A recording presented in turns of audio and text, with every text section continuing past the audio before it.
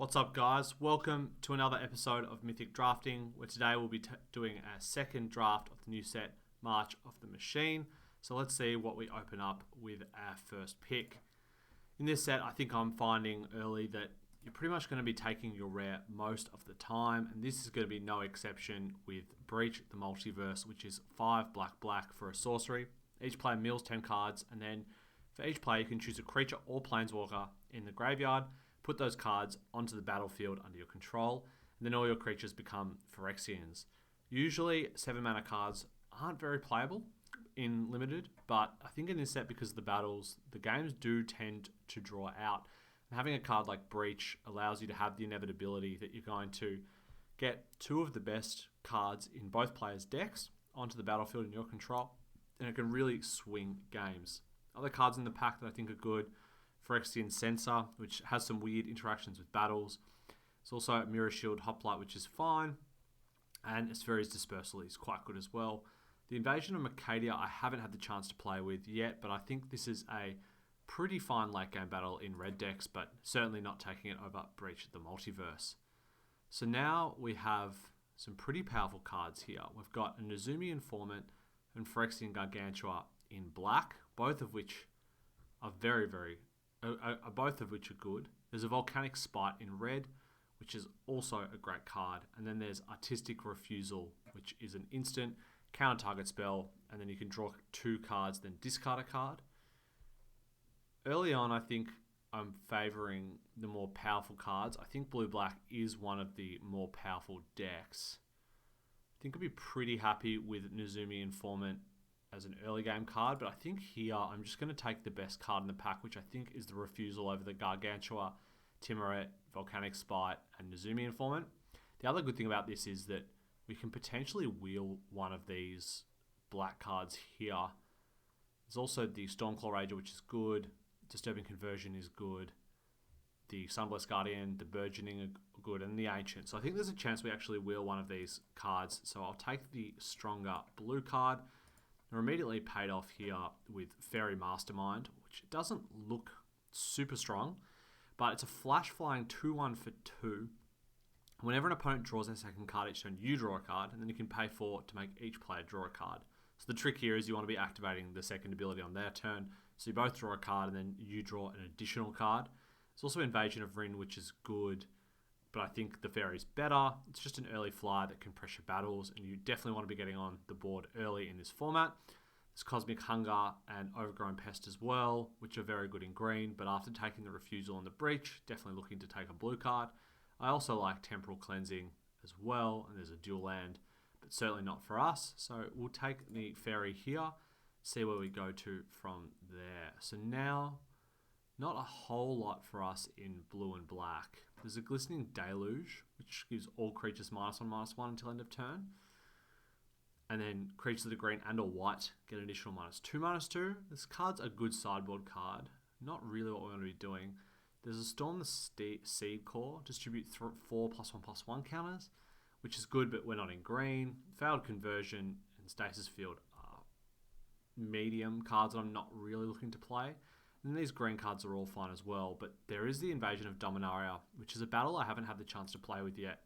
But I think one we're going to take here, blue-white, looks to be one of the better decks. So you gain 4 life and you draw a card. And if you can ever flip this, it's just a Flying Vigilance. It's a Serra Angel. It's a 4/4 Flying Vigilance. Seems pretty strong if you can flip it. The fact that you get your card and your life back seems good. Certainly not going to be looking, to play that. Like, we're not committing to white here with this pick, but we're happy to take it there. Now we see another Cosmic Hunger. It's certainly very good. Maybe a sign that green is potentially open. But there is a Skyclave Aerialist here. Another one, 2/1 flyer. And this one can transform. And then you look at the top card of your library. If it's a land, you put it onto the battlefield. And if you don't, you put it into your hand. There's an Inga Runars as well. Another good sign for blue. But taking the early drop that late game is a good defensive creature to defend battles or flip them, and gives you value is very good. Other cards I think are good. Marauding Dreadship is fine. Inga's good, and certainly Cosmic Hunger. But here we're just going to stick with the cheap blue drops. And now, wow. So Final Flourish is fantastic, but Artistic Refusal is just great. I think here given we've already taken 3 blue cards, I've got 1 black and 1 white card, there is an argument, I think, to taking the first final flourish over the second refusal, just because it gives you the early game interaction. But we don't know if we're black or white or any other color yet. And I think that it's worth staying more open. This is a very, very powerful card, and we'll certainly be looking to prioritize the printing champion to enable us to flip that card more convoke for that more consistently and play it earlier. So now it's not a ton for us in this pack. There's Lithomantic Barrage, which is good in best of 3. Aerial Boost is good in the white decks. Dune Shaper is fine. Edged Home Doombringer is, I think, pretty medium. So I think here, I don't really want to take any of these cards. I think I'm just going to take the dual land. I think it just gives us more flexibility in the later aspects of the draft and is better than these sort of replaceable cards that we're going to pick up late. So we will take that there, and wow, the third Artistic Refusal. So Eyes of Gitaxias is here as well, but I think we're just slamming the refusal. See how many of these we can fit into the one deck. I don't know if we're going to play all 3 for certain, but if we can pick up enough cheap creatures to convoke with, it's certainly viable. I mean, the card is just very, very strong. If you can get an early board presence, you can essentially lock the opponent. We might be able to lock the opponent out of the games by just holding up our convoke and countering. And now we pick up the Dispersal on the wheel, which is fantastic. This card bounces anything and then surveils, and it's a cheap 1-drop against their attacking creatures and allows you to dig for your cards. Very happy with that here. Now we see what wheels, and interesting to note that all 3 of the black cards were taken here. So there was the Gargantua, the Legend Black, and then there was also the Nezumi Informant, the 1/1 rat that makes them discard. But we're going to take Disturbing Conversion here. Card mills, and then it gives -X/-0. It has flash, so you can use it to kill a creature in combat, or you can just use it to take down a flyer. And wow, Overgrown Pest going this late. That is a pretty big signal, pick 11. This card's just probably the best green common. You look at the top 5 cards of your library, you can reveal a land or a double face card and put them into your hand. Card's very, very strong. It's just very efficient. It's not, ridiculously strong or anything like that, but it's just a good card. Now we have War Historian and Wary Thespian. I think here, if we're going to be green-blue potentially, I think we want to take the Historian. It's just good at flipping battles, which I think is what green-blue wants to be doing. And we're picking up a lot of late green cards here. So don't want to play all of those cards, but we certainly might. So now, pretty interesting pack here. There's a Lurrus, which we certainly can't companion. Well, actually, we're not locked out of companioning this yet. We don't have any permanents over 2 mana in our blue-black deck. We could just play this as just a card in our deck. So I think Grating Green, there's Collective Nightmare and the Nezumi Informant in black. But if we're taking a black card, we're taking Lurrus. It's also black or white. It's also the Croxa and Kunoris, which is a 6/6, but that's just going to stretch our mana far too much. I think here we just take the Lurrus and we stay flexible. I certainly would have preferred to take a blue card in that pack, but can't always get that. So now I've got Invasion of Ulgrotha, which is certainly good. We've got Aphersia, Judge of Valor, so flying lifelink for 5. When you cast your second spell each turn, you anticipate. It's good. Nothing really in blue for us here. There's also a Final Flourish.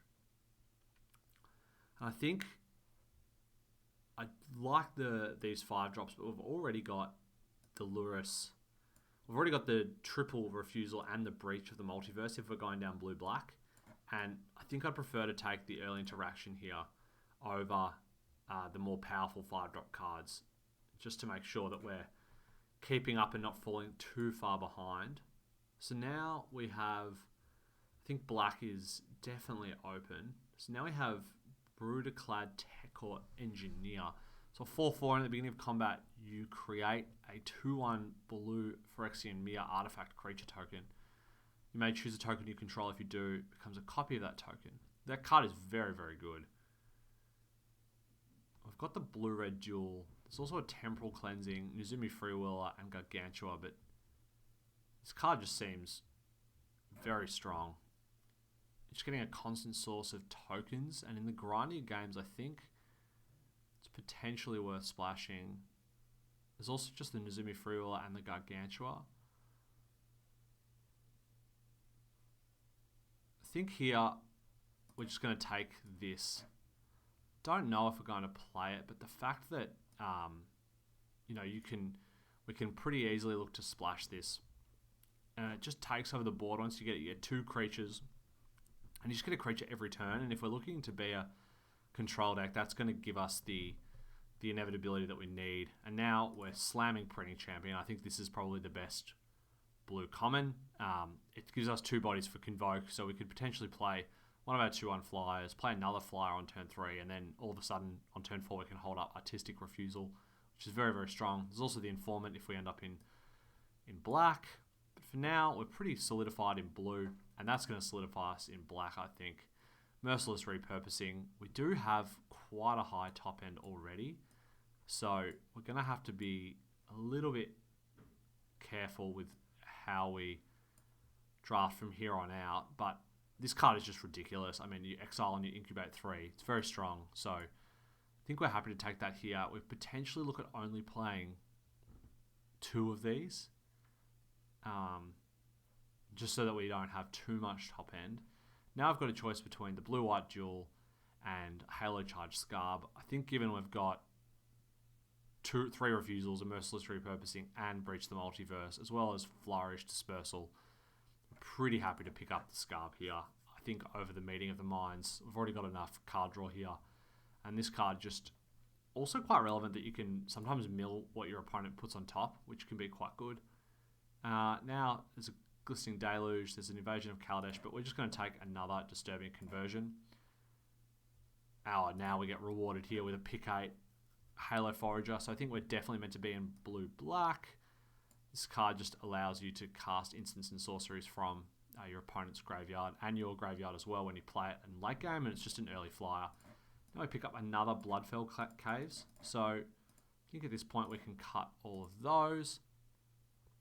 This is going to potentially allow us to splash our late game bomb. Now I've got to pick between Cyto Cryptomancer, which is fine, and the duel. I think I'm just going to take the dual land. It just keeps us a little bit more open. Now we have Temporal Cleansing. We have Phyrexian Gargantua. We have Unseal the Necropolis. I think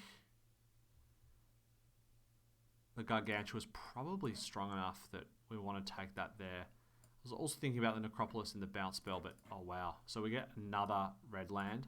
So now we're pretty easily going to be able to splash Brutaclad, as well as look to splash other. If we open something really strong in red, that seems quite good. Protocol Knight is fine. I mean, a 3/4 tap a target creature. If you control another knight, which we have 1 knight, so I think we're probably not playing that. It's good in the blue-white net. It's fine in the blue-white knight deck, I think. But yeah, we've got a lot of top end here. I think we can put these there. We've still got a lot of early plays here with our cheap interaction. Wow, okay, so now Elspeth is just obviously absolutely ridiculous. But I don't think here it's worth picking up. We've got the Lurrus, the Forager, the Gargantua, the Repurposing. We'd be giving up, I think, far too much here and warping our deck in a way that is just not practical, especially when there's Artris. So Artris, Oracle of Truths, is a 3/2 in our colours. It has Menace, and when it enters the battlefield, target opponent looks at the top 3 cards and they separate them to a face-down pile and a face-up pile, and you put 1 into your hand and 1 into your graveyard. Really, really strong. The fact that it's a 4-drop, it's going to fit into our curve nicely, and someone is going to get absolutely hooked up with an Elspeth. Pretty sweet. Now we've got the 4th refusal, which we definitely cannot play, and we've also got a Pylon, which is an instant with Convoke. Destroy target creature or planeswalker for 4 mana and Surveil 2. Fantastic card, exactly what we needed for some early interaction. Also really good with the Scarb, really good with the Halo Forager, and just, gives us the removal spell that sort of bridges the gap between the conversions, the dispersal, the flourish, and the repurposing to take anything out, but being a little bit cheaper. So really happy with that one there. And now happy with this card as well. We've got another Skyclave Aerialist, which I think is going to be the pick over the Nezumi Informant. We don't have any battles yet, but there's a chance we get past the blue-black battle, which would be very, very good. And this is just a great card. It's just a 2-for-1 most of the time. So now we have a pick. There's a Taijum Ojutai Master, which we can't splash for.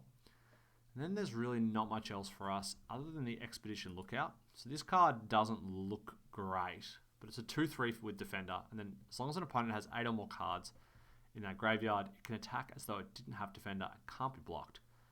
Considering we want the game to go late, and we also have the Scarb and some other cards that mill, like Breach, and we're just going to be killing things and putting things in their graveyards, I think we're pretty happy to play one of those. And now there's nothing in blue and black really for us. I don't like either of these cards, so we'll just take the Storm Sculptor. Not certain that we're going to play it, but it's good with our Convoke, really good with the Refusal and the other Convoke cards we have. Well, Invasion of Zendikar I think is very good, but, and you can see white and red is just dried up. This pack is basically just blue and green cards and the Otherborn. But here I'm just going to take the Oracle of Tragedy. It's just going to filter for our deck. It's an early creature defensively. It's going to Convoke for the Refusal. I think it's fine. Now I've got to pick between a Scarb and the Dual Land. We're just going to take the Dual Land here just to improve our mana base and make sure that we can cast all of our spells. So I'm pretty happy with how this draft is turning out. We're going to pick up another Dispersal here, which is very, very sweet. And our deck gives us the early game interaction that we need. So we've got 24 cards and the Dual Land, so we're going to have to make a cut here. I'll just take the Island Cycler. We get another Dual Land. I don't think Rona is particularly strong. It's just a 3-4 with a pretty restrictive mana cost, and the Dual Land is, you're going to make our mana base a lot more consistent, allow us to play probably one mountain and these two cards as well. So we've got to make one cut here. And as much fun as I think having 3 refusals is, I think, given we have Merciless Repurposing, the Breach, the Gargantua, and we have Halo Charge Scarb to get it back, it's probably correct to just cut one of them. We don't really want to be drawing 2 in our openers, and it's a lot more likely when you have 3 cards that you are going to draw multiples of them in the early game. And pretty happy to cut one there. We've also got to make a couple more cuts here. We've picked up the Nezumi Informant, which is good. So I think we're not cutting any of these. I think we have enough decent removal that we can probably cut one of those. So what I'll do is I'll have a look once this draft is finished. I'll pull out the cards that I'm thinking about cutting, and then we can talk through the final choices of the deck coming up in the next section here. Alrighty, welcome back. So we only need to cut one card because we actually had 5 Dual Lands. So I think the decision is really between the Expedition Lookout and one of these Disturbing Conversions. And we're going to cut one of the conversions. I think we want to keep the Lookout. This is just another defensive body to make sure we can protect any battles the opponent plays. And it's also a body to potentially flip the Artistic Refusal.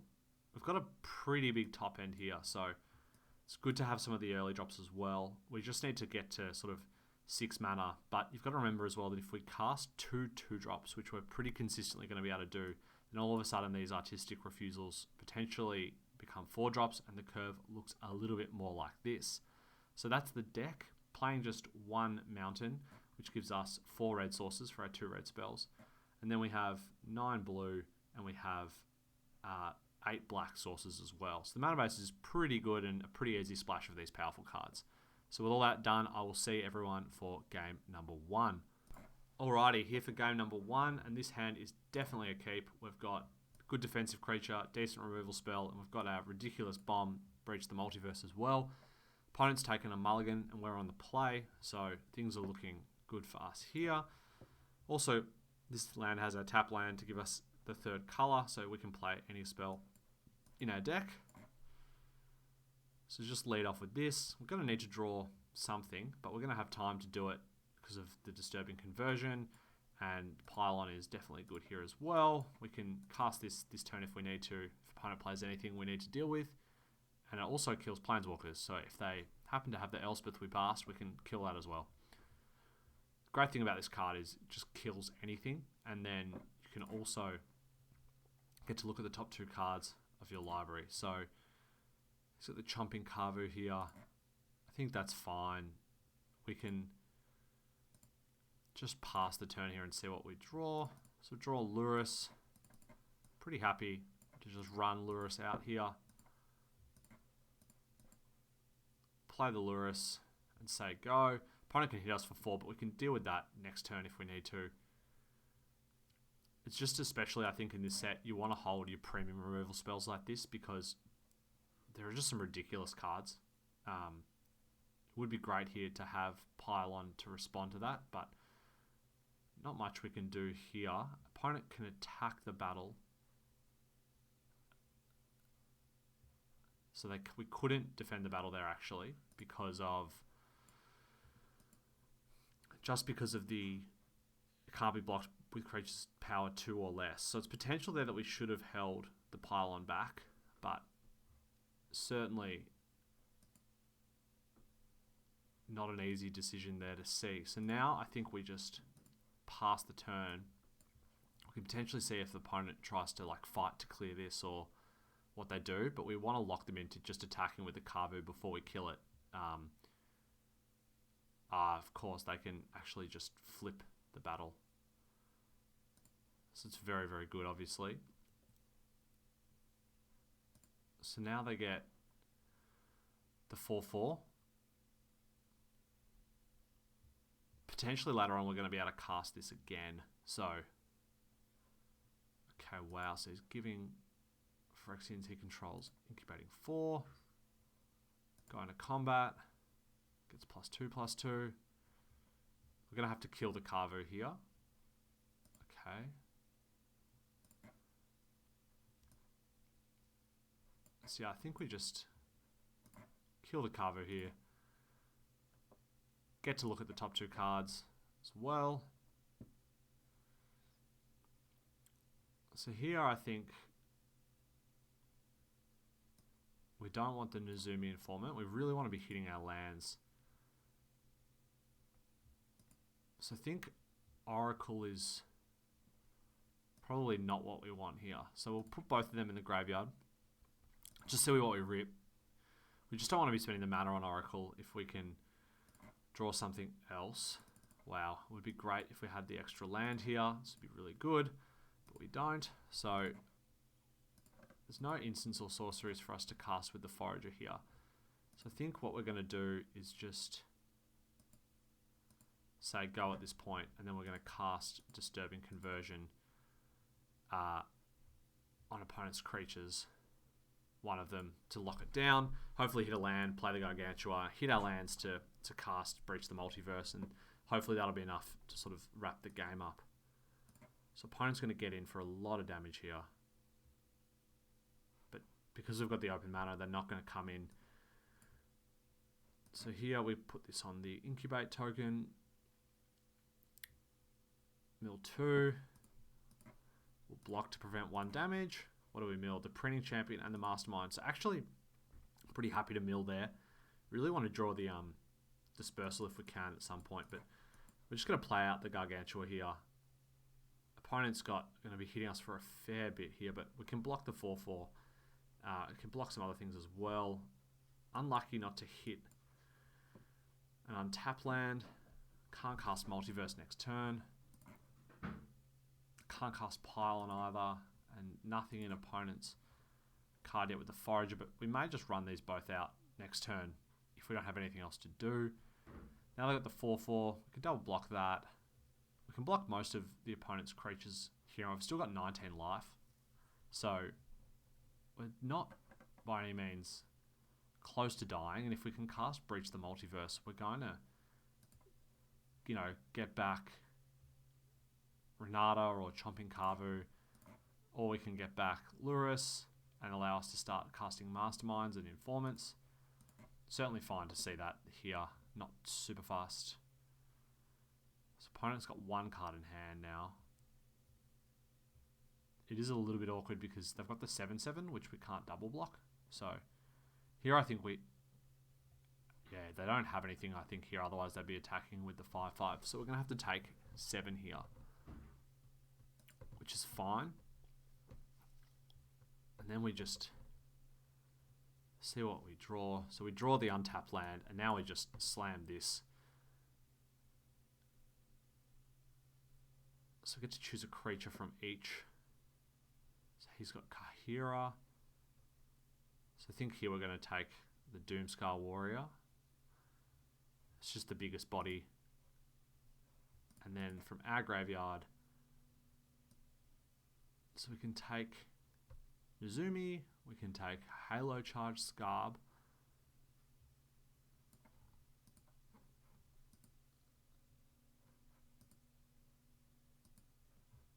So I think here I just want to have a look at what else is in my graveyard because it's going to inform the decision. Yeah, so we've got the repurposing and the artistic refusal in there. So I think it actually makes sense here to go and get Halo Charge Scarb over everything else, and then we can use that to get another spell. So now we're going to put the token on. So whenever this creature deals combat damage, you may, to a player, look at the top many cards of your library. You may reveal a land or creature and put it into your hand. Put the rest on the bottom of your library. So we could put that counter here on this, but I think we're going to need the blocker. So let's put it on the Phyrexian Gargantua here. And a mill 2. Okay, so we can put one of these on top. I think here we just want to put, how many cards do they have? They have 13 cards left in their library, so we can potentially kill them with the Breach at a later stage, but we can always just save our Halo Forager for that if we hit enough lands. So I think here we just want to take the Pylon actually, because it has Convoke, super efficient, and allows us to cast our spells. So no attacks this turn. Going to be on the defensive here. Draw Pylon.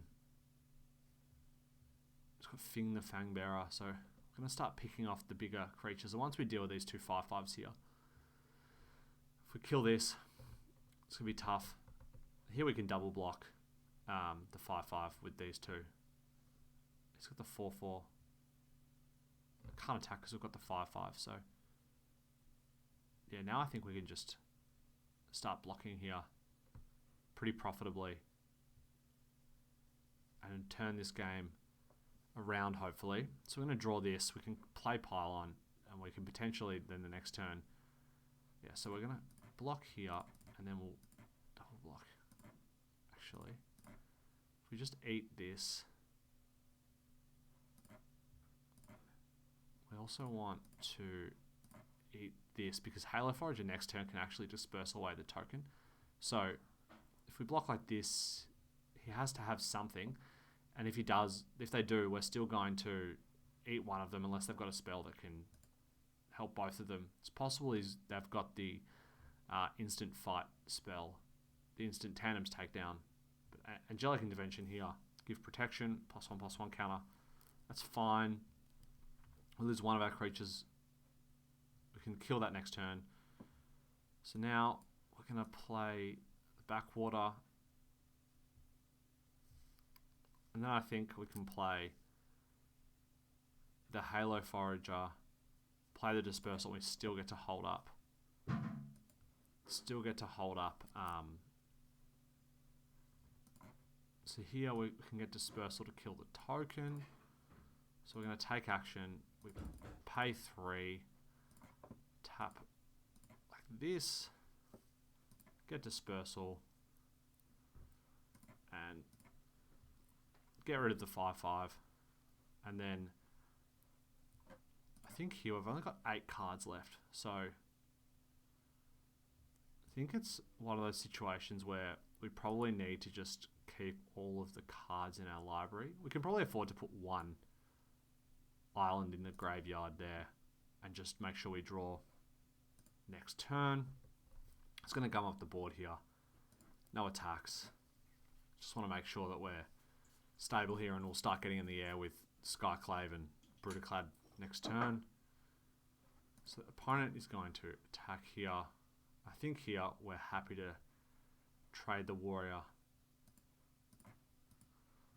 for the 3/3. We're going to be able to gum up the board now with Brutaclad and then get in with our flyers. So this seems fine.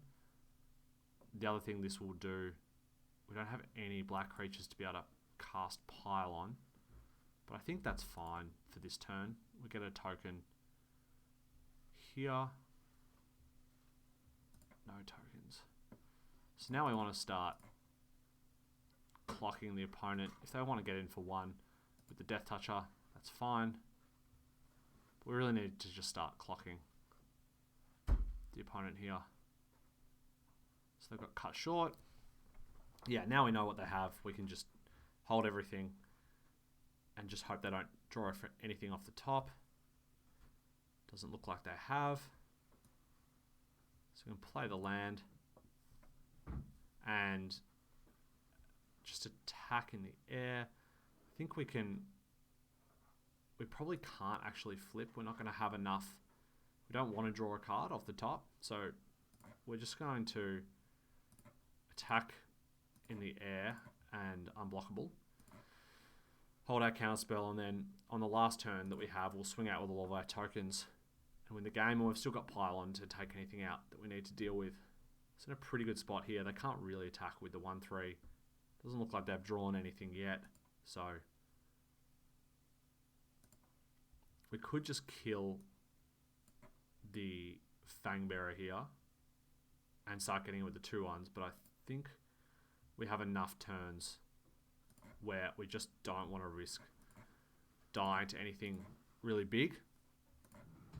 Pylon gives us that surety here, and they can just chump block. So, I mean, maybe next turn we can do it if they don't play anything, because these all have haste. They're going to have to block everything. Just seems a little bit risky. We can just kill them in 2 turns instead of in 1.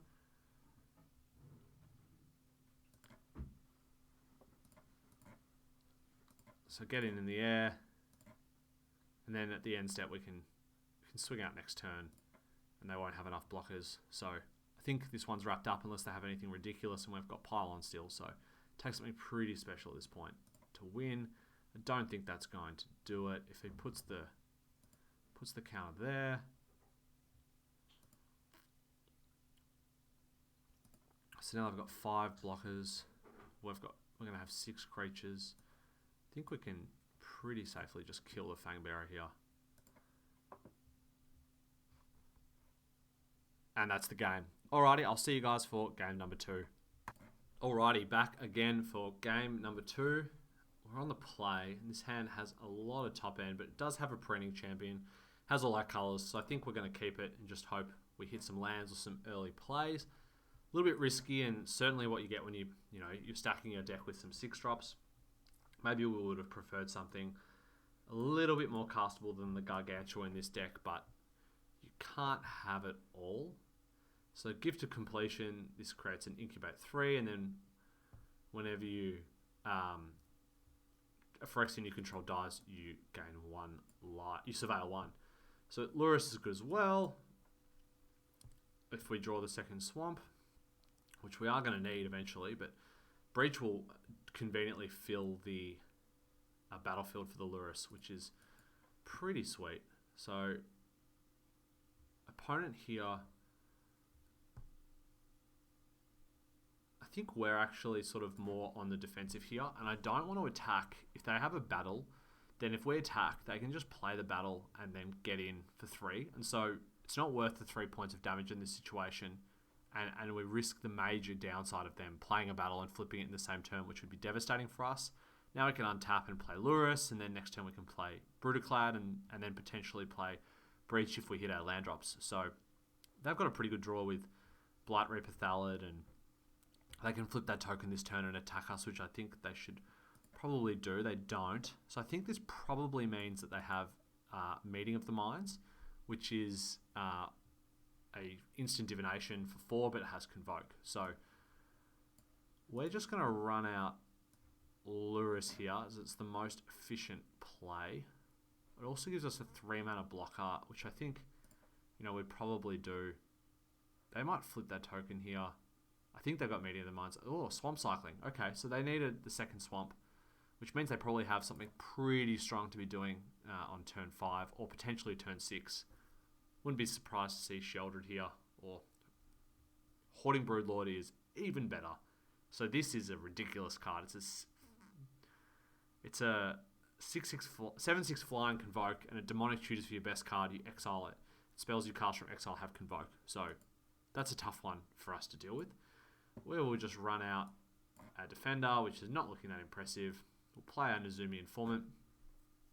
And at this point here, I think, what we're really they've got the best card in their deck. So it's pretty tough. And this card's just ridiculous. I mean, the fact that you can just play this on turn 5, get the best card, and have a huge flying threat is just very, very strong. I actually had a sweet deck where I was playing. Wow, I have not seen someone have 2 Hoarding Broodlords, but can't get much better than that. I think this one's going to be tough to win from here to be able to kill both of these, especially when we're on 5 mana. And we've got Pylon, which is potentially one of our outs here to kill one of them. But they're going to get to draw another card here as well. So don't know what they're going to get. And it also gives all the spells you cast in exile Convoke. So it means they can, they have the creatures to Convoke. They can do so. So here, if I play the Gargantua, we're going to go to 13. I think the Brutaclad's not really doing that much on this board. So we want to make sure we can cast Breach next turn, which is, I think, our only real way of potentially swinging this game if they have some ridiculous bomb in their deck, or, we draw something good here. But that's just the game. Taking out our flyer, and they get to swing in with the 2 7/6s. Wow, this card is really, really strong, and having 2 of them and being able to tutor for the other one is just incredible. So, good game opponent, and I'll see everyone for match number 3. Alrighty, back again for game number 3. This is a good hand here. We've got Oracle for some fixing, Skyclave Aerialist, and Dispersal to stop any aggressive draws.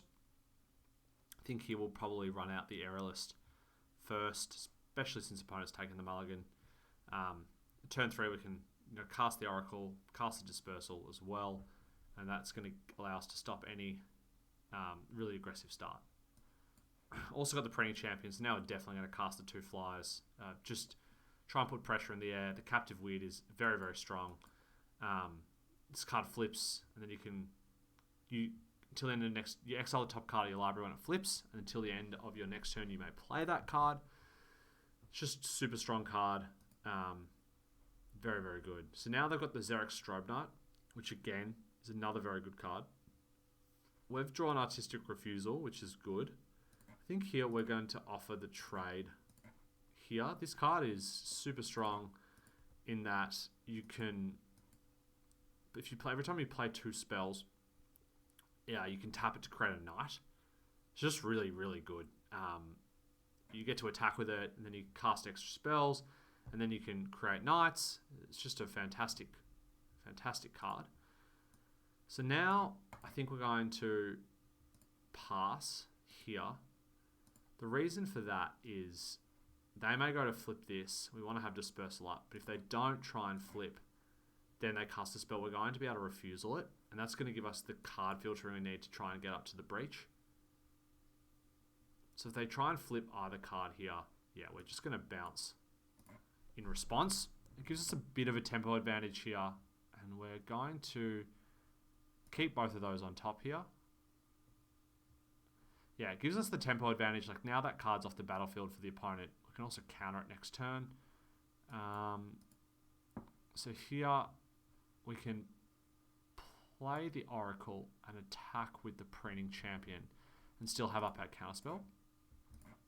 So I think that's going to be what we want to do. here. So we choose one. We can shuffle up to 4 cards and draw a card or discard a card. I think here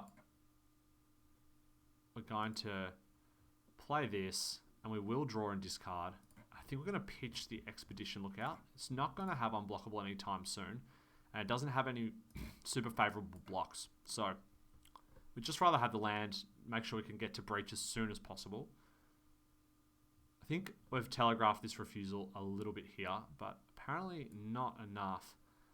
Opponent is going to get to attack us here for a bit, but we definitely want to counter the second Xeric Strobe Knight.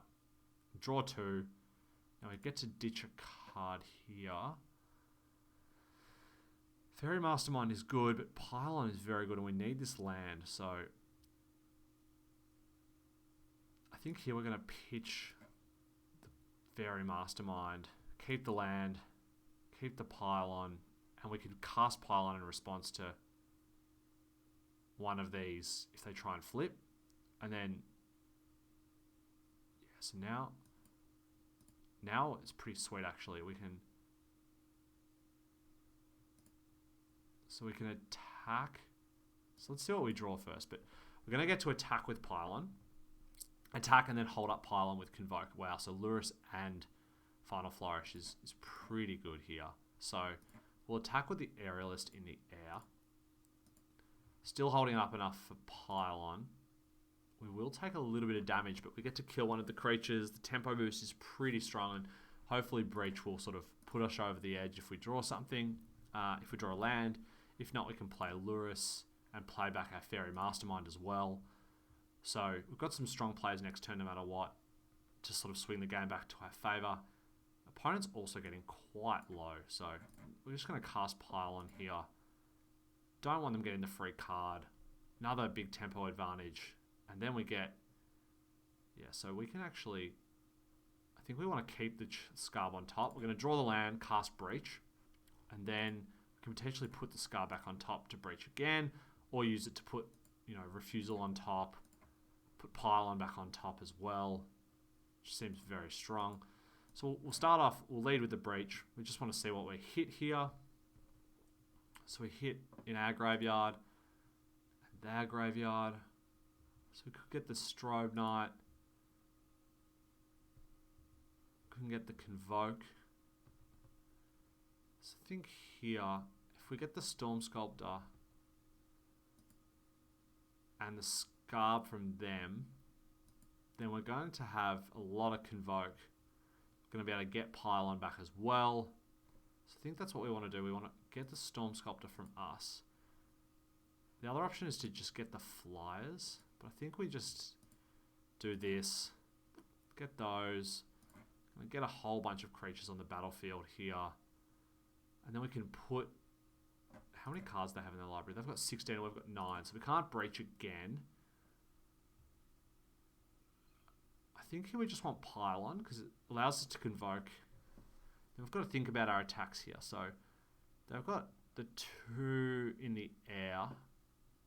We sort of have everyone else here. So happy to trade for the Knight. And I'm just going to get in with the Gargantua here. Putting a little bit of pressure on the opponent here. Like they're at 7. So it's going to be tough for them to kill us this turn. We've got the Flourish and the Pylon to take out some creatures, and we can probably just swing out and kill them here. So Breach obviously showing its worth there, getting the huge amount of bodies on the battlefield, putting the Pylon back on top, stabilizing the board. Barrel and Care of Zev is good. Probably not going to be enough here. They are going to get another Knight here, I think, if they've got the second spell. If they don't, I think they're in a bit of trouble. So, because we can clear the flyer, we're getting in for 4 in the air. They've got 4 blockers, and we've got the 3/1/1s, but we can, kill the Knight. So Warfare here gets the blocker. It's going to get another. They're going to get another Knight token here. It's very good. So let's see, if we kill this, they have 4 blockers. can also cast Lurus and just gum up the board here. So I think we just want to start by Final Flourishing the Knight. Then we can actually just play, let's see, if we kill something here, if we kill the Spell Spear or the 2/4, they have 4 blockers. We have 6 creatures on the ground. So they could block everything and they take 6 down to 1. And then it's pretty risky because they get us on the crack back. So I think we actually just want to play Lurus here. 1 string each of our turns. We can play Lurus and play another flyer. So yeah, I think we just get in the air.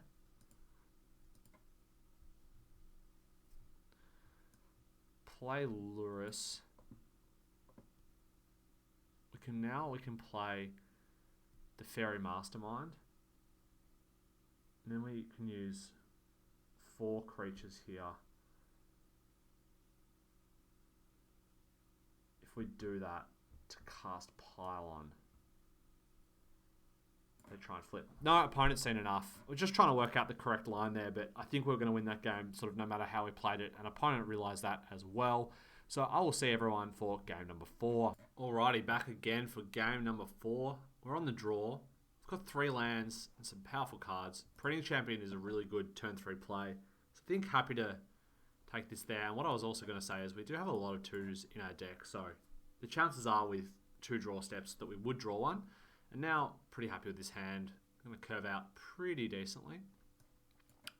As long as we just draw 1 more land as well, we can use the Aerialist to dig through our deck if we need to, and get up to enough lands to start casting, the Scarb, the Repurposing, and Breach the Multiverse as well. Looks like opponent may be stuck on land here. They haven't played the land before. They've gone to untap with Portent Tracker, which I think is a good card in the green decks.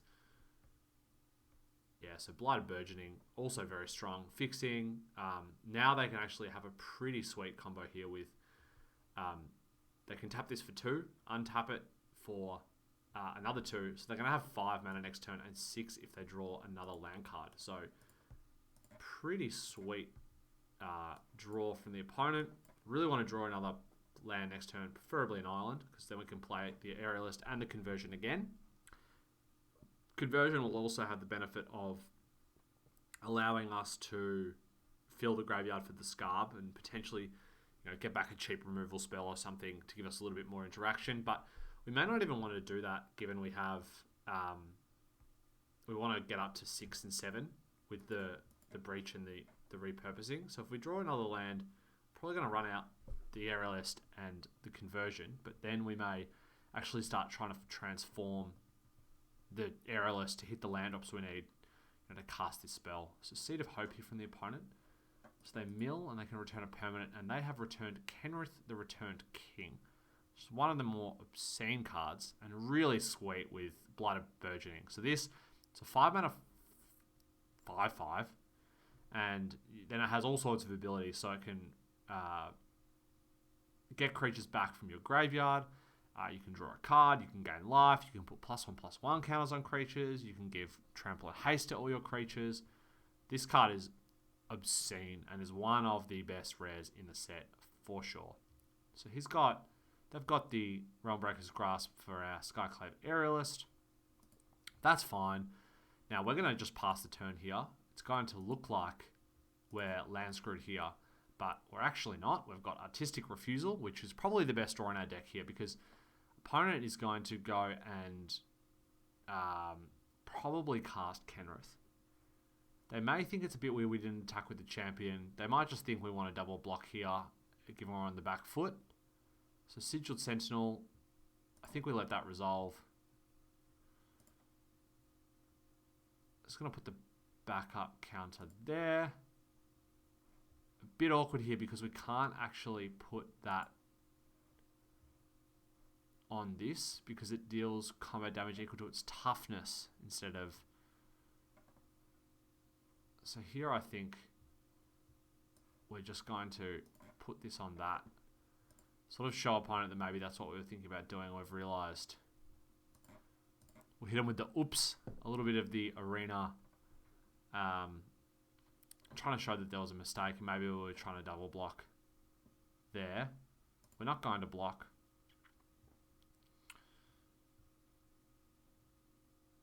See, if we draw a land here as well, so they're probably going to flip their incubator token, or they have something else to play. I think they might have thought we had the refusal. That's why they held back the Kenrith, but I think in this situation it's worth. So they've gone forest cycling to get a land. That's really good for us. So now I've drawn another land. We can play the land, and then we can actually just attack here. And this may make it look like we don't have the refusal here. So now we end the turn, but we still have refusal up. Opponent, we really want them to play the Kenrith so that we can do this. We can play our Scarb, we can get it back, and start getting our land drops to hit this. We'll very happily pitch the Aerialist for a land. So opponent's going to attack. We don't have any blocks. Go to damage. This is one of the sort of difficult things about Arena. It's super easy to tell when your opponent has an instant. So Bolus Slinger, whenever this enters the battlefield, tap. So I think we just need to counter this turn. We have the Merciless repurposing for the Kenrith. So we just want to be hitting our land drops to try and get up to this and then cast the Breach. We can also put the refusal back on at the top of our library if we want. We're going to get to draw as well. We need to hit our land drops. So, and Dispersal is really good here. So going to pitch the Aerialist here. Keep the Dispersal. See what we draw.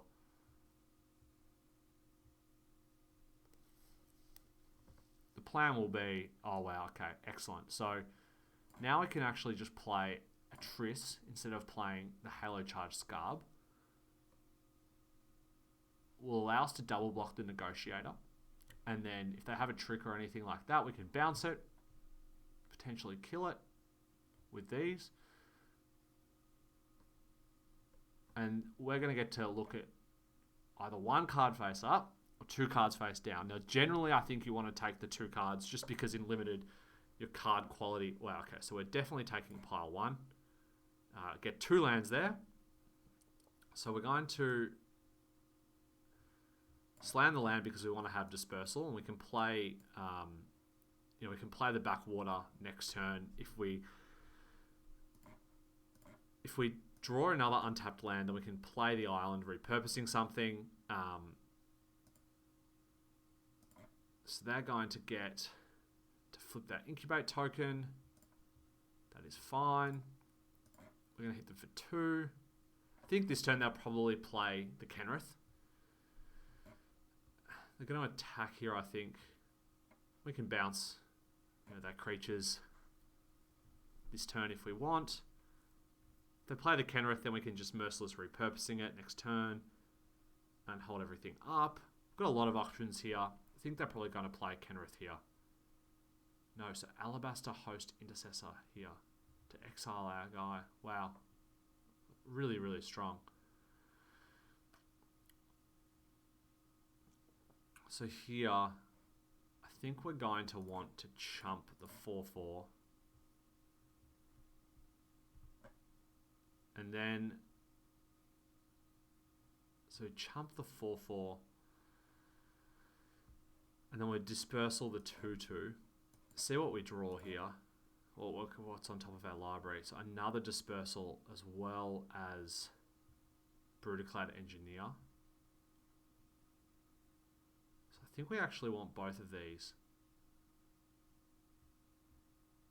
Eventually.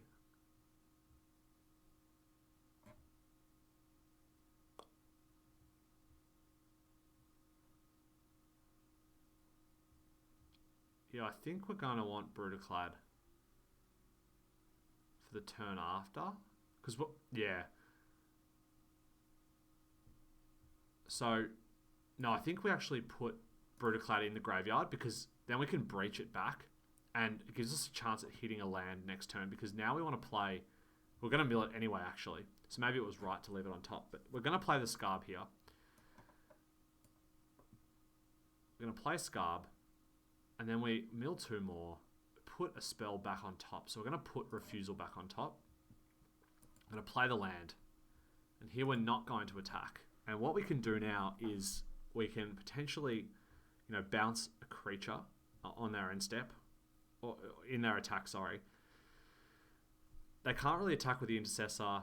They can attack with the Negotiator, and we've got the bounce spell if we need it. It's also just good to have the bounce spell up for next turn, because opponent now is sort of in the situation where they sort of have to cast Kenrith this turn, otherwise they're at risk of letting us sort of be able to kill it whenever we like. We also have repurposing to be able to exile it. You can see these games are super complicated. These cards do so much. There's so many different powerful cards and things to think about. And opponent has sort of left this Kenrith in their hand, and they could have cast it so many times and put a lot of pressure on us at different points. They've just chosen not to, and I sort of wonder, is that always the right decision? Do you want to just be pressuring your opponent? I think certainly when we held the mana up for refusal the first time, it's probably right not to play it. But now we're going to see what... So opponent's got 4 tapped. I think they're thinking about playing something other than... Okay, so Invasion of Ikoria. They're going to search their library for a 4-mana non-human creature card. So I don't know what they're going to get here. But we're also going to be able to bounce Alabaster during combat. Get our Atris back. That's going to be a huge swing because we're going to, they're going to separate the top cards. And we're going to know what one of the cards is. So they have to show us the refusal face up. So here they're going to get to tap down one of our creatures. They're going to tap the 4/4. And then we're going to bounce the Intercessor here. So they tap the 4/4. We bounce their Intercessor. Get a Triss back. We surveil 2. So we know what both of the cards on top of our library are. So now opponent has to deal with those piles. And we're going to have good knowledge about what the cards are that they've put up top. I'd really love to draw a land. But the fact that we're going to be able to merciless repurposing the next turn, or hold up refusal, or play Gargantua, and then play the tap land and have breach for the turn after is also fine. It's also possible we just want to hold up repurposing anyway for when they replay the Alabaster Host Intercessor, especially if we, so we're definitely just slamming pile 2 here. Don't really care about the Gargantua too much. And now we can double block the 5/5 here. Prevent the battle from flipping. Sort of clear out the creatures a little bit. And now this turn, we're going to play a tap land. And we can actually play this and have 5 creatures up for refusal. The only issue with that line is that if they play the Intercessor, they still can't flip. So, yeah, I think this is fine. If they if they attack with us, they have to sacrifice their bolus to do that. So this seems like a good line. We get 5 creatures in play, 1 land for the refusal, and now we just say go. They're in a really tough spot here. We're going to get to play breach next turn as well. We've only got 13 cards in our library though, so that's actually a little bit interesting in that we may not actually want to cast the breach. Opponent has Timberland Ancient in that graveyard. We have Gargantua, Printing Champion. Sort of awkward here in that we don't have a ton of cards in our graveyard.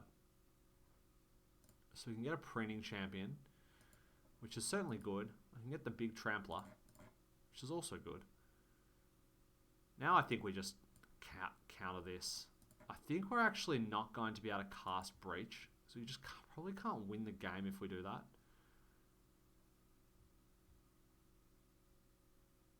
So yeah, we're going to discard Breach here. We just need to, we're not going to have enough time to win if we do that. So now they get to attack us. We've got to start putting the pressure on the opponent, I think, here. We're going to Nezumi Inform at them. We've got 7 mana, so we can play both of these. We still have enough for a second Artistic Refusal here. They can only do 2 damage to the battle a turn, so that's fine. Play the land. Play the informant here.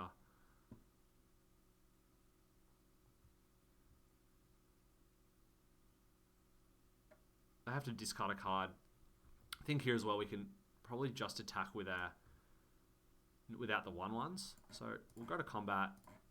Attack with the 2/3 and the 4/4. See, opponent's probably going to chump here. Maybe we should have attacked with the 1/1s as well. We can play this. Still have enough mana for Artistic Refusal, and we have enough blockers as well. Opponent's probably going to cast Kenrith here.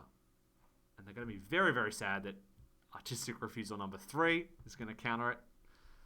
We're going to deal 1 more damage with this as well. We can chump the Bolus or double block it. So Serpent Blade Assailant is going to give backup. But they can... So that resolves, because they can still cast the Kenrith here. I'm not really worried about the 3/3 backup here. We can just chump. That's fine. So here we can... They'll attack... Block something, tap something down. But if they attack, they're very, very close to dying on the crackback. They're getting awfully low. So we're just going to chump. I don't want this flipping into the reach 8/8. And we still have enough to convoke out the Artistic Refusal, which they surely have to cast the Kenrith here. And we'll finally get to block it. We also get to draw 2 and discard. And then, yeah, I think this game is a bit locked up. I don't know if opponent should have tried to cast this earlier. I think there were probably some times earlier in the game when they could have. If you think there are, let me know in the comments. It's certainly interesting to see if there was a spot they should have cast that. We have enough to do the incubate, so we can just gain the extra life. Pylon's a good draw here. I think we actually just want...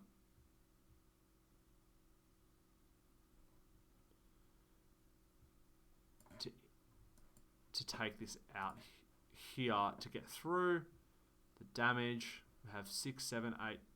So we swing in like this. Leaves us 2 blockers. Also a good thing about the incubator tokens is they can attack. Yeah, so they can attack, target this, or target one of our creatures, and then in response we can flip this and pile on and kill it. A lot of options here, and opponent is just dead, realizing that. So that's match win number 3. I will see everyone for game number 5. Alrighty, game number 5 with our sweet Grixis deck. We're on the draw. Aerialist Printing Champion into Artistic Refusal and Pylons, very good. We've only got 2 lands, but being on the draw, I think this hand is fine. We'll keep it. If we don't draw a 3rd land, it'll be a bit of a problem, but hopefully we can. And then that's enough to allow us to cast Artistic Refusal. So this is a keep. Bit of a riskier hand, but Dispersal's another good draw here for the Surveil. Bounce a blocker if we attacker if we need to. And there's the 3rd land, so we can curve out nicely here. Opponent's playing black-red. Black-red sacrifice most likely. They get to Searing Incubator us there. We're going to cast the Printing Champion. If we draw a land, we've got enough to hold up all of our spells. If we don't, we can still, cast Pylon. Hanger Scrounger here is fine, but nothing ridiculous. So now we're just going to hold up everything. They might think we're just holding up to block. That is fine. And if they don't, play anything in this turn, we can just Dispersal and sort through our deck with the Surveil, which is certainly good as well. If they, flip the 1/1 and attack us, I'm not particularly worried about that either. We just really want to get up to sort of 6 mana, cast Gargantua, try and find our red source for Brutaclad. And yeah, if they play anything here, I think we just counter it. They've played Fearless Guard, which is a 2/3 with backup and double strike. Very strong card. Very happy to get that one out of here. Now I think we actually want to just... It's a bit of an awkward one. I think we just ditch the Brutaclad. Just because we can't cast it. It's very, very strong. We don't have a red source. I have 2 draw steps. We've got pylon. You know, I think we take that back. I think we actually hold the Brutaclad. We've got enough filtering here that we can hopefully get the second land we need, the 6th land we need to cast Phyrexian Gargantua. So here, we're just going to attack and say go. We're going to get to bounce the Hanger Scrounger in their attacks. And then we can, kill anything they play with pylon. Here, get to see the top 2. Their library. We'll let this resolve first so they can't, pitch the Hanger Scrounger to itself. Now we just bounce this. They're going to get to cast it again, but that's really not that problematic. So we've got the land. Halo Charge Scarb seems good. With Artistic Refusal, it could potentially mill the Breach of the Multiverse and get it back, so I'm pretty happy to see that one. Pyretic Prankster, not going to do it. Hanger Scrounger. Also not really what opponent wants here.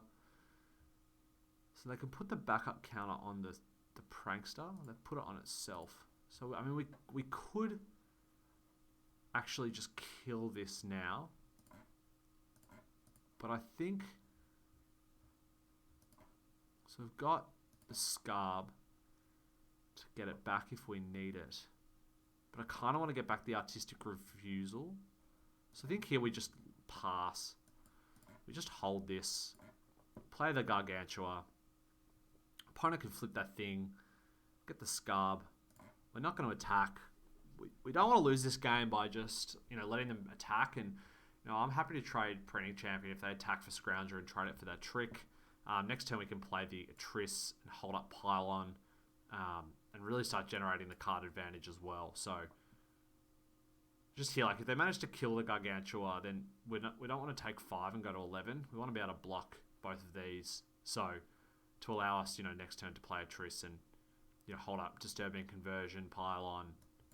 Wait till we find our red source to, cast Brutaclad and start generating a lot of 2-1s to close the game out.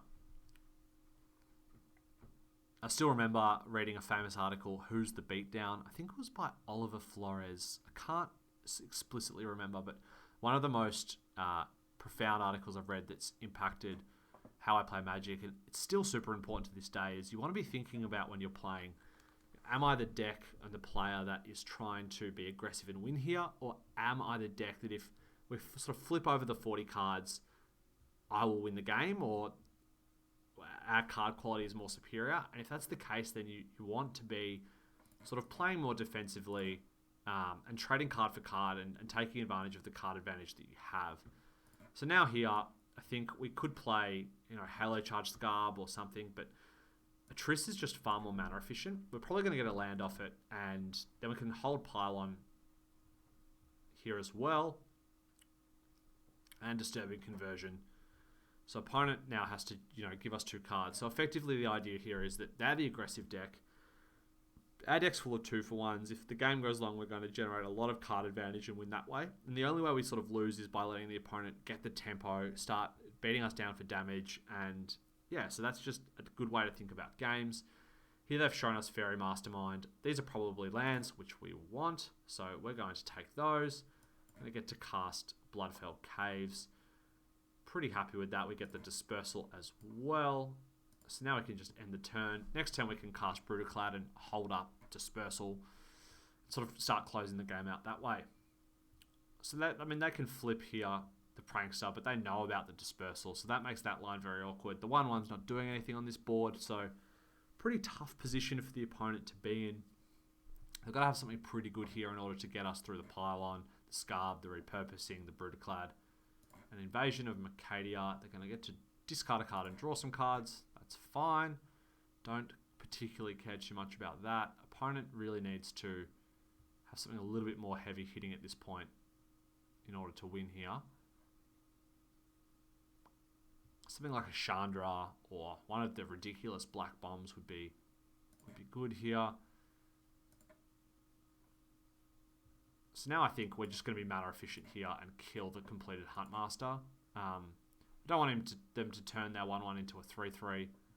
And we can bottom both of these cards, I think, pretty safely. Final Flourish is a good one here. We're just going to cast the Brutaclad, hold up the Dispersal, get a 2/1. Then we just attack with everyone. Because we've got the Dispersal here, I'm pretty happy to just start getting in. And we've got the removal spells in order to kill this if they flip it. It's not the strongest one. It's just a 3/3 if they flip it, and then they can discard cards. So we've got a turn to deal with it. And I'm not too concerned if they manage to flip the battle. And additionally, if they're attacking us, we're very happy because we're really starting to clock them with the Brutaclad. So, and that's it. That's game. So we're 4-1. Pretty sweet draft so far. I'll see everyone for game number 6. Welcome back for game number 6. Been pretty lucky with our mana here. Another perfect mana hand. Got the Aerialist, the Expedition Lookout, Disturbing Conversion, some good early plays. So this is a sweet hand, definitely a keep. I think though, we've got 4 red sources and only 2 red spells, so it's not that unlikely that we've been hitting, these hitting all our mana, and that's the benefit of picking up those duels over some of the more middling cards in the set, I think, in the early goings. So they've got the Etherblade Agent. I don't really want to trade my Aerialist for it, but I am happy to trade Expedition Lookout for it, so we'll just go ahead and cast that now. Halo Forage is a good draw, as is the Scarb, especially with Dispersal. We're going to be able to recur these a few times, which is super sweet. So they can't flip this yet.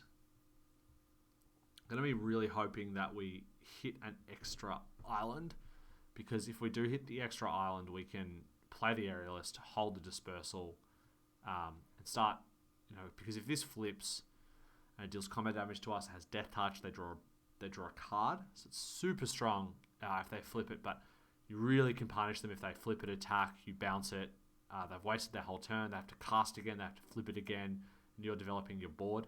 So again here, so I think here we actually will just hold up the Dispersal. I think, we don't really want to block with the 2/1.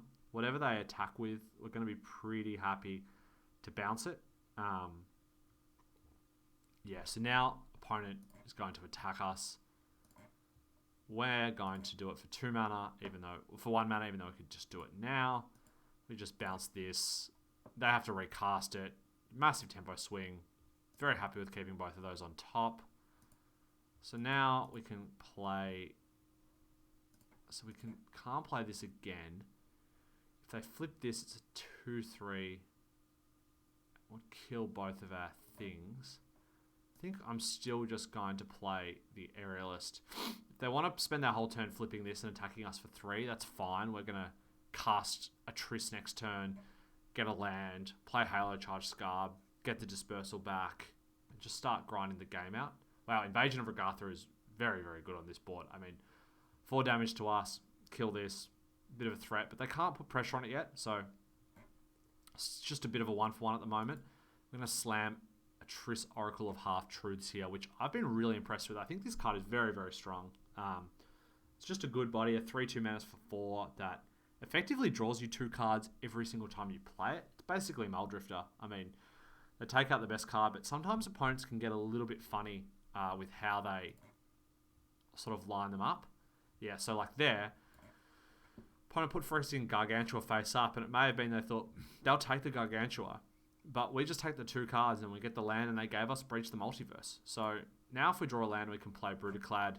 Draw another land, we play Breach. We've got a lot of options here. If they go to flip this as well, we can cast Halo Forager and then cast Dispersal and bounce it. So many options. Pretty strong spot here. They're probably just going to cast this 1/1 here. Then they're going to look to flip again. Not too concerned. Got a few options. Artistic Refusal is good here, but I think we just want to get on the battlefield here with the Halo Charge Scarb. Yeah, I think that's what we're going to want to do, because then we can put the dispersal on top. Yeah, so we can put dispersal on top. We're going to hold all our creatures back. And then while it is preventing us from getting the mana, again, we want to go long here. So they're going to start flipping their creatures. We're going to have to trade. But then next turn, we've got 5 mana, 8 creatures. And so we can even, dispersal for 1. If we lose a creature, we still have 6 to convoke this, draw our cards, and get what we need. So here I think we're just going to discard the conversion. The rest of the cards are very strong. Not too concerned by this. They can't flip anything now. They can flip this. Play Stormclaw Rager, which is fine. If they want to start, sacrificing everything, I'm also pretty not fussed with that. So we would just say go here. We've got Dispersal. We've got Artistic Refusal. If they're going to cast something pre-combat, it's a little bit awkward, but we can just tap down. So Marauding Dreadship here gives them an Incubate token, gives them a 4/1. I think we do want to counter this, so we'll just counter. We want to get our value, so we're going to tap these 2 down.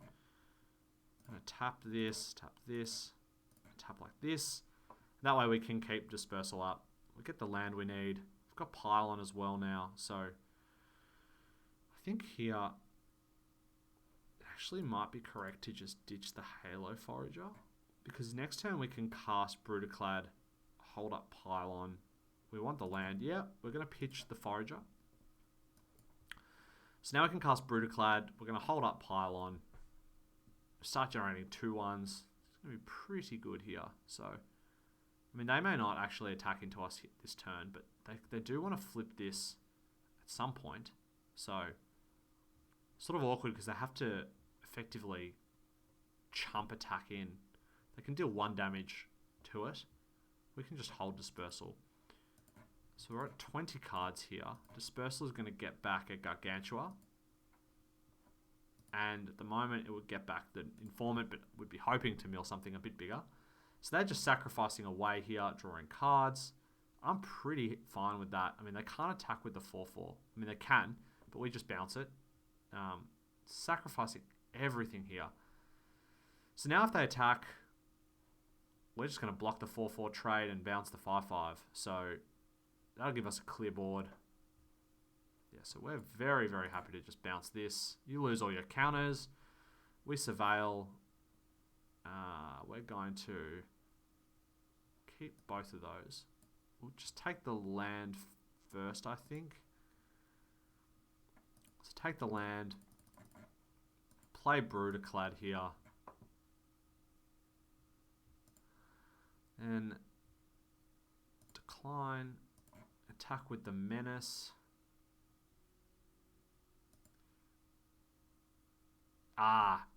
We shouldn't have attacked there actually, because that was a mistake. Because now we can't Pylon, because we don't have a black creature to convoke with. So we should have just held back there. Just trying to get the extra damage in. Little bit awkward. They're going to play Stormclaw Rager here. It's fine. We're going to get it back with Breach anyway. So I'm happy to trade the 4/4 here as well. Opponent is also going to have, we're going to have the Unblockable. Draw the Final Flourish. We're just going to slam Breach the Multiverse here. Such a powerful card. So opponent, I think we're just going to slam Brutaclad. Really strong. From opponent's side, we're going to take this Double Striker. And we are going to give good old Atris here the Double Strike. So we could hold it back. But I think we really just want to start beating down here. We can pile on next turn. I'm not too worried. I've got 2 removal spells, so like we're going to be able to block well. They don't really have great attacks. They can't block here because both our creatures will die. So we're going to hit them for 10 here. They're going to be at 5. We'll remove their creatures and then win the game, hopefully, the next turn. So this deck's been really sweet. I'm really enjoying this one. I have to admit, the first few matches that I was playing, I was struggling with this format a fair bit. So this is not going to go... Oh no, when it dies, it deals damage equal to its power to any target. That is my bad. I should always read the card. This is what I mean. This format is so complicated. There's going to be so many... Oh, wow. Okay. So here, we get to kill both of the creatures now. And they can kill the Brutaclad here. Which I think they will. So the deals the damage transforms into the 3/3 here. So, okay. Or the 4/4 prowess. That's fine. We can just kill that. So I'm not too worried about that. Actually, super tough for the opponent. Like, they're in a situation there where they can kill that creature or they can get a creature. I think, they're so far behind. Unless they've got burn spells, it probably makes sense to kill something there. Super tough. It's super tough situation for the opponent. So now they've got Invasion of Mercadia. Not worried about this one if it flips. We've got 2 removal spells and we've got the tokens to sacrifice as well. So we've got 6, 10, 14, 20 damage on the board. 2 removal spells in hand. Going to wrap this one up. But yeah, I think like some of the early things I've been thinking about this format is you definitely want to have a good curve. It's not so much that you always want to be aggressive. You just don't want to fall behind. I think good 2-drops that can impact the game late, like the Lookout and the flying 2/1 that flips, they're all cards that are good in that they're giving you something early and making sure you don't die. And then they are they're also presenting a threat. So very strong. Oh wow. So yeah, that's a cool interaction there with Invasion of Regatha. The Disciples actually made it deal extra damage. So you flipped the battle and yeah, that was quite sweet from opponent. So now they've got the lifelinker to chump. We're going to need to take out that creatures here. So how much damage do we have? We have 4, 8, 10, 14. So we can force them to chump here because we're going to get another little body. So I think the first thing we want to do is just pile on the Disciples. That thing is 100% dying. Surveil 2, both of these go in the graveyard. And then, so we can attack with everything. If we kill this, we're going to have 16. So we've got 6, 10, 16. They can't block one of the 2/1s, so they have to chump. So yeah, I think here we just kill the lifelinker, so we don't have to sacrifice that way. Then we just make a creature, decline. We attack with everyone. They have to chump block the 4/4. And if they block like this, they're dead. So they're going to have to chump one of the 4/4s. Clear their board. Super tough for them to come back without a Wrath or something. And if they have a Wrath, we have Lurrus. So, and they're going to go down quite low even if they chump. I think they'll go to 1. So, yeah, they chump here. They go to 1. We say go. And I think they're just, unfortunately for the opponent, going to be very likely to be dead here. Going to need something pretty strong to get out of it. Opponent's deck was sweet though. That was a sweet black-red deck. Can definitely see how they were 4-1. That's the next win for us, and I'll see everybody in game number 7. Back again for game number 7, and this is a hand. Well, we don't have good mana, but we are going to keep it. We've got 3 spells that we can cast if we just draw 1 land. We've got Final Flourish, Lurrus, and a removal spell. So, bit of a risky keep, but I think as long as we hit a land here, we'll probably be fine. And of course we hit the land. So now we can cast Lurrus. We can also cast Pylon and try and Surveil to hit our lands. And then we've got Scarb, Refusal, Disturbing Conversion, Final Flourish. So pretty happy with this spot.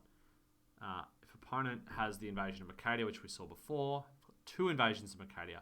And this is where I think these battles, they kind of diminish in just how good they are.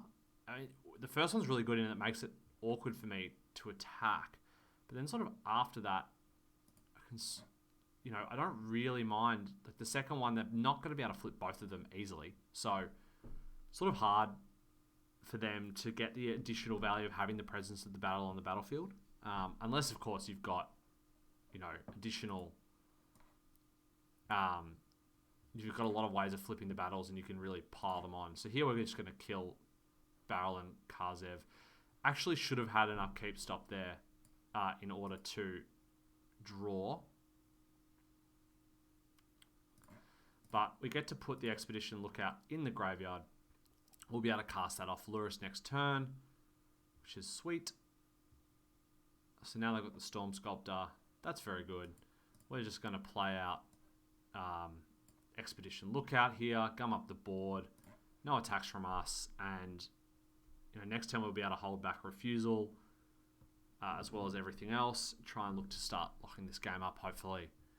So yeah, these control decks, I mean, they're super grindy. The small mistake there, I think, definitely should have had the upkeep stop if we're going to pile on, to allow us to hit that land drop that turn. Not super punished by it, but yeah, definitely would have been preferable.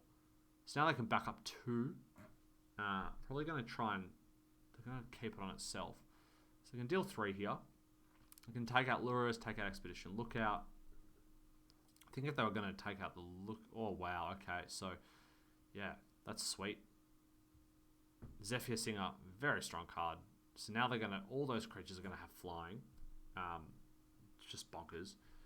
It's going to be tough for us from here. Land is certainly good. We're not going to be able to...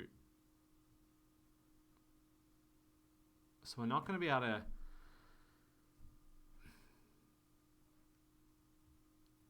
kill the battle. We're not going to be able to stop them flipping the battles. And ironically, they're going to be able to flip both of them. So, really just got to think about how we want to play this here. We can't Final Flourish the Singer and hold Refusal up to counter one of the battles. We can just Conversion something, one of the flyers, and then hold up Artistic Refusal for one of them. The other line is to just get a little bit more aggressive here. I could sack the Informant to Flourish, cast it again, attack with Lurrus. Super complicated line here. I think in order to win this one, we may need to actually find Breach to just come back from behind here. So I want to be able to cast the Artistic Refusal this turn. It's just super awkward because yeah, we don't have the creatures to do it. So I think I'm actually going to Flourishing with Kicker the Singer, sacrifice the Informant, take that down and get in for 3 lifelink. I just need to buy us time. It's going to be really tough for us to stop them from flipping the battles here. The other option, of course, is to actually Conversion one of these, which I think actually is going to be the play here. So I'm going to attack. They're going to know we have something, but what we can do here is we can Conversion the Thrill Seeker. They only flip 1. Then they're going to have to flip the next one the next turn. It just buys us a little bit more time, I think, here. So sacrifice this creature. So kills Lurrus. Now they're not going to be able to flip either battle. So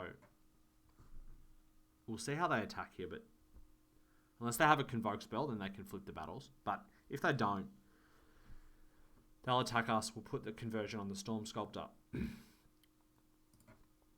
Yeah, so they don't have a Convoke spell because otherwise they should have attacked differently here. But now we can stop this from flipping, hopefully. So mill 2. They've now got 8 in their graveyard as well. So we're going to be able to start getting in with the Merfolk Rogue Unblockable. So Tidal Terror, big problem. I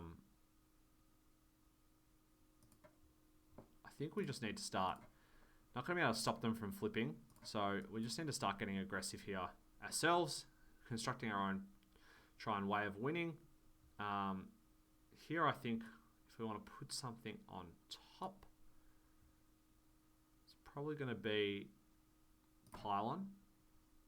So we'll just put Pylon on top, allow us to kill the Terror, and then we're just going to...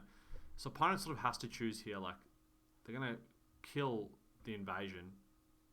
So they're going to flip both invasions here, because they can attack with one, they can tap these down to make it unblockable. They're going to get both of them. But then... Okay, wait. That's attacking us. So we can chump. I think we're fine to let them have that. They flip both still. Yes, that's... I mean, that's... Jeez. 2 3/3s. Sweet deck from opponent. I mean, that deck's pretty strong. So Pylon now is definitely a good one.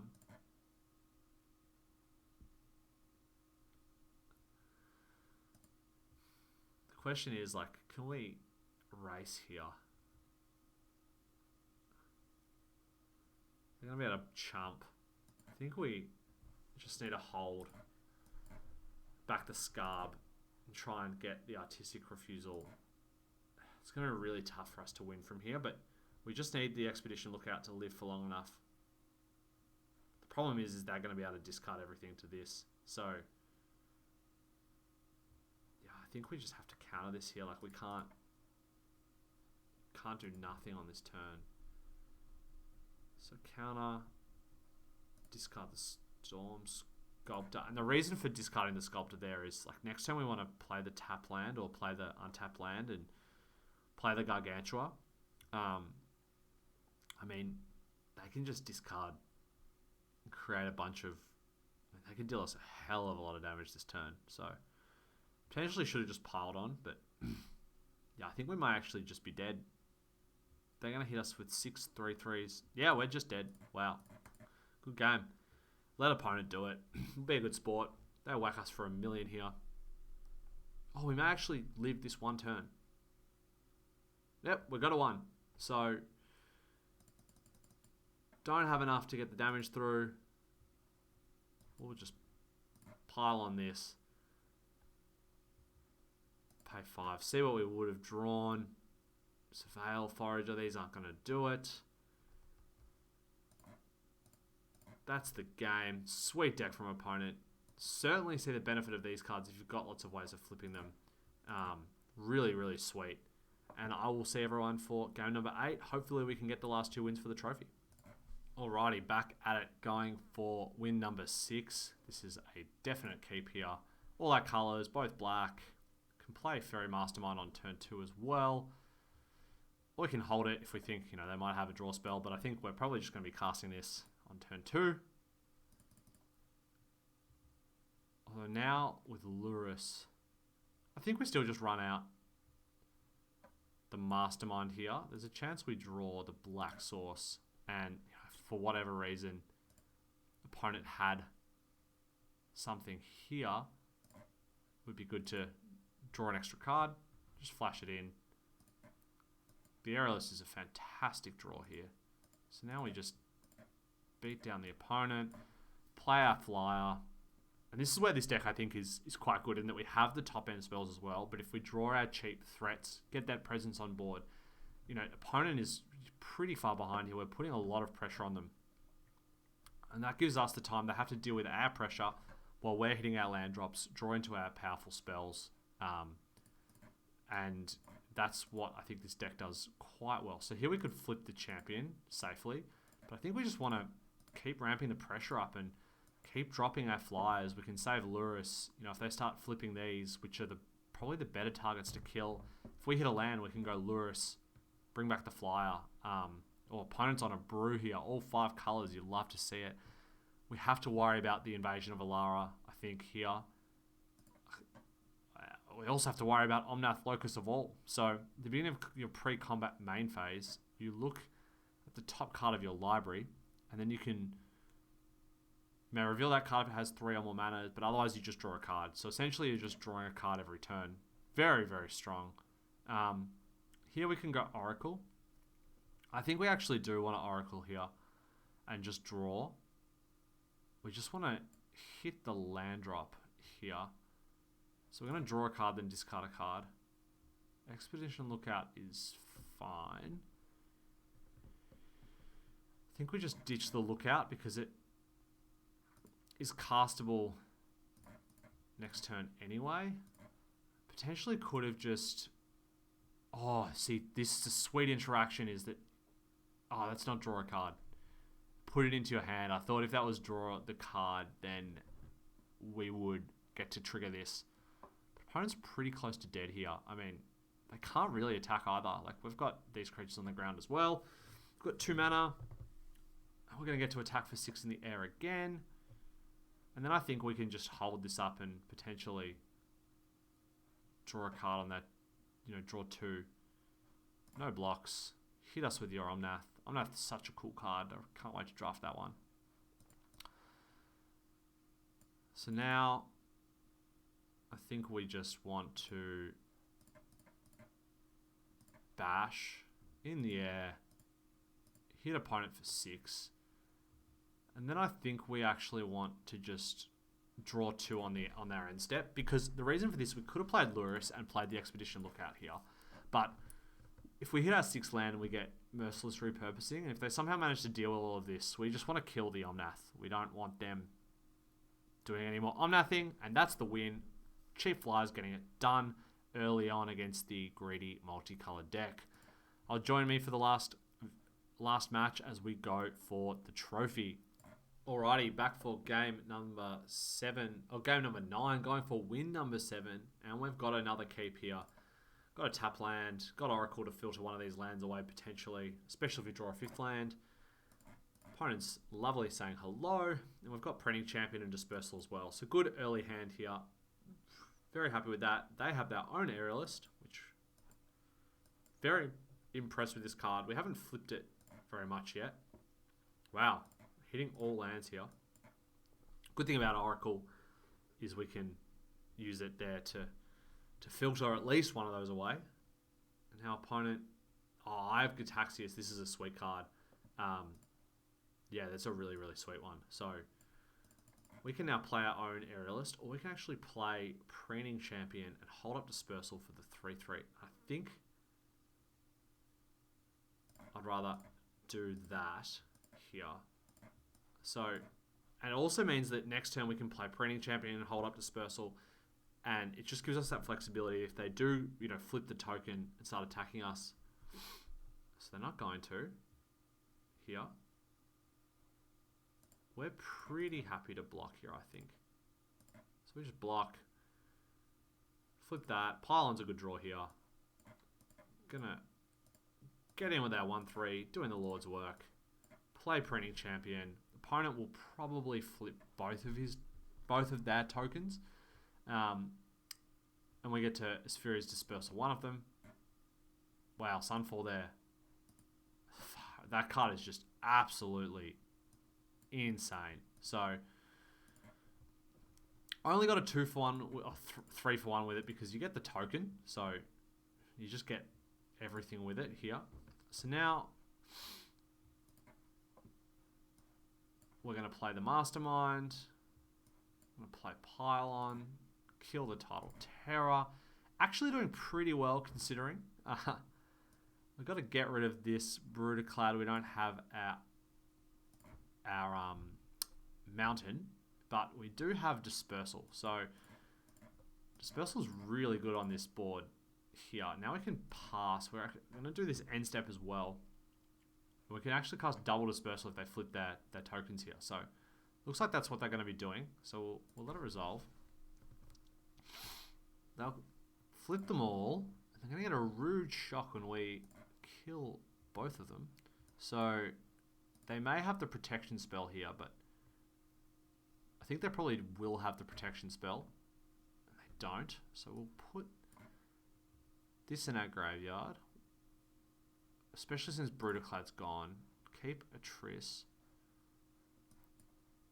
Bounce this one as well. Goodbye. See what opponent has here. Going to get rid of the island as well. So opponent has 3 mana. We've got Oracle of the Mirror. Each player draws a card. We draw 2. Get a Dismal Backwater. Get Artistic Refusal.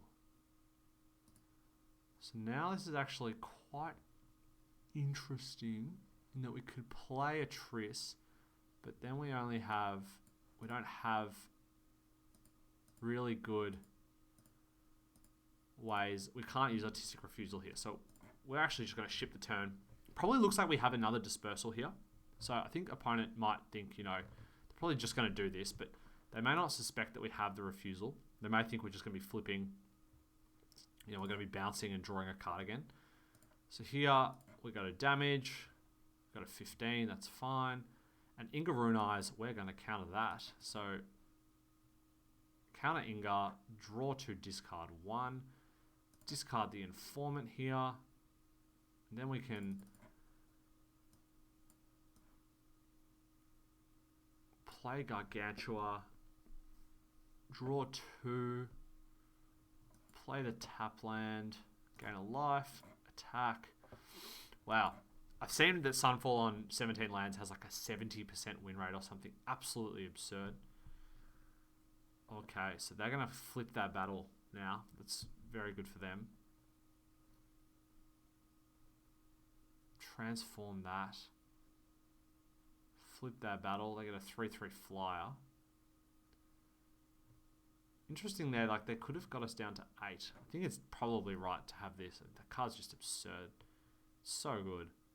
So we can cast Gargantua here. We have 8 mana. Cast Gargantua, can block on the ground. And we get to draw some cards. Or we can cast a Triss. Potentially double spell, but a Triss is not, a good blocker. So I think here we just want to draw 2. Play this. Play our specialist here. Say go. And now next turn we can actually cast a Triss and Merciless Repurposing. So that's a sweet one. Transforms the Aerialist. Very good. 3 mana. So probably going to attack with the Order and the Paladin. We're going to have to block here. We just can't take that much damage. They're 3/3s. They're going to trade unless they have a trick. No trick. So Storm Sculptor. We have 6 mana. So I think we just want to play a Triss. See what we draw. And then hold up the repurposing here. One cool thing about repurposing is we can potentially blow out opponent if they attack. We can kill this, trade our 2/1 for their 2/1. Oh, wow. Okay. Don't know what pile 2 is, but can't be better than pile 1. So, I don't know what pile 1 was, but can't be better than pile 2. So, now we just say go. We've only got 8 cards. So, maybe we should have had a look at that. But we can't actually cast Breach the Multiverse. So, we say go. Pretty funny here, I think, in this blue-black deck. Like, that's fine. The opponent is getting us very, very low. We may actually not be able to draw with this.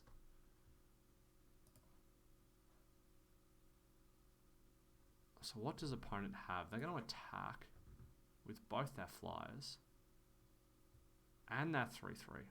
Okay, so let's repurposing the 2/4. Exile that. They don't have anything in response, so we can trade everything off here. We've got the 3/3. I mean, we could actually just take the 3 damage and crack back for... No, I think we just want to do block like this. So now we can flip this. Yeah, okay. So let's just think this one through. So we can play this. We've got 4 creatures. We can flip our token. Hold up refusal. Wow, this game was sweet. So we can hold up refusal now. We've got 5 cards in our library. It's very possible we actually don't want to draw and discard here. Just see what they play. dead on board. And that's the win. That's the trophy.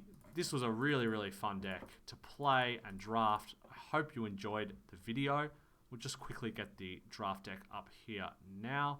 But yeah, I really hope you enjoyed this video. If you enjoyed this draft and would like to see more drafts like this, I do have a love of drafting sweet control decks in Limited. So be sure to leave a like and subscribe. This was the beauty. If you'd like to pause the video and get one last look, and leave a comment below if you have anything you would have done differently throughout the draft and the gameplay.